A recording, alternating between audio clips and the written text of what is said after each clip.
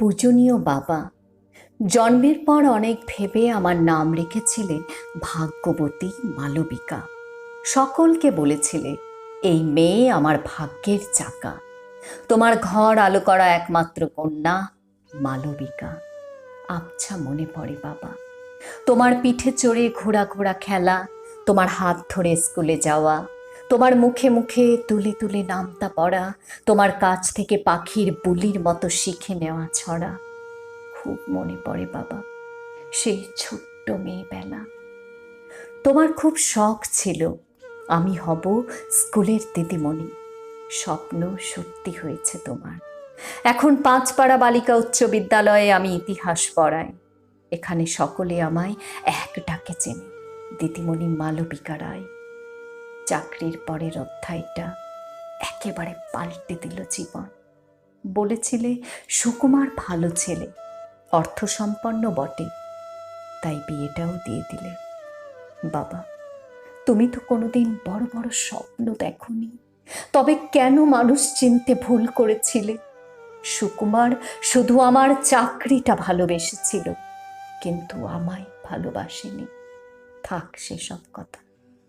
তারপর একদিন আষাঢ়ে চোখের জলে ভাসিয়ে আমাকে ছেড়ে চলে গেলে পৃথিবীর ওপারে, নির্জন আধারে। এর পরের জ্যৈষ্ঠে সুকুমার চলে গেল। সাংসারিক জীবনের শূন্যতা নতুন করে পূর্ণতা পেল। একটিমাত্র মেয়ে আমার, সাগরিকা। বাবা, সত্যিই আমি ভাগ্যবতী, তোমার আদরের রাজকন্যা মালবিকা। ভাগ্যলক্ষ্মী আমার পরে সত্যি প্রসন্না। এখন আমিও ছড়া বলি মেয়ের জন্য, গল্প বলি, গানও করি, কিন্তু গল্পের রং ধূসর, গানের কথা উদাসী। কখনো কখনো নিজেকে মনে হয় বাড়ির পেছনের নিম গাছটার মতো, যেমন সে হেমন্তে পাতাহীন হয়েও শিকড় দিয়ে মাটিকে আঁকড়ে ধরে, ঠিক তেমনি বাঁধা আমি সংসারে।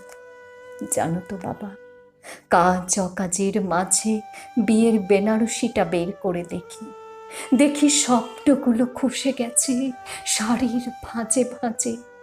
লাল বেনারসি আমার শুয়ে থাকে আলমারিতে ন্যাপথলিনগুলিতে। আলতা, শাখা, সিঁদুর, কাঁচের চুড়ি, এক ধাক্কায় সবাই নিল ছুটি। 4 ইঞ্চির পাড়ে এলো নতুন অতিথি, ভাগ্যবতীর সাদা শাড়ি। আজ মনে হয় রবি ঠাকুর নয়, আমি শরৎবাবুর উপন্যাসের বিধবা নায়িকা। তুমি আমাকে এভাবে দেখে যাও, সহ্য করতে পারতে না আমার উদাসী বেশ, তাই ভালোই করেছো ছেড়ে গিয়ে। কোনো এক নামহীন দেশে চিরনিদ্রায় আছো ঘুমিয়ে। ডেকে নাও না বাবা আমাকে তোমার কাছে, আবার থাকবো দুজনে দুজনার পাশে। ভোরের শুকতারা হয়ে বন্ধুর মতো এবার আমি শোনাবো ভাগ্যবতীর ইতিকথা নিজের মুখে। ভাগ্যবতীর গল্প শোনাবো তোমার বুকে মাথা রেখে ভোরের শুকতারা হয়ে।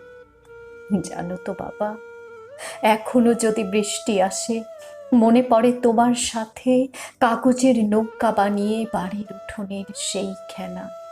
মায়ের কথা তেমন মনে পড়ে না, মাকে হারিয়েছি সেই কোন ছোট্টবেলায়। তুমিই বলেছিলে তখন আমি সবে আড়াই। তুমি মায়ের মতো সঙ্গ দিলে আমায়, বন্ধুর মতো শক্ত করে হাতটা ধরেছিলে আমার। তারপর 26টা বসন্ত পার করে দিলাম তোমার হাত ধরে। তখন মনে হয়েছিল সত্যিই আমি ভাগ্যবতী। আজও বৃষ্টি নামলে মনে মনে পড়ি তোমার লেখা কাগজের নৌকা কবিতাখানি। এখনো বৃষ্টি আসে পা টিপে টিপে আদিকালের সন্ধ্যায়। তারপর ঝরে পড়ে অজস্র ধারায় খোলা আকাশের নিচে আমার মাথায়। কিন্তু কাগজের নৌকা বানিয়ে খেলার সাথী কোথায়? তাই তো কল্পনার তরি বেয়ে চলে যায় স্মৃতিতে আমাদের ছেলেবেলায়। জমে থাকা জল বাড়ির আঙিনায় আজ হারিয়ে গেছে নৌকার সাথে, জানি না কোথায়। বাবা, তোমার ভাগ্যবতী এখন 32, তবু সুখের সঙ্গে আড়ি। রাম ধনুটা হারিয়ে গিয়ে শুধুই সাদা শাড়ি।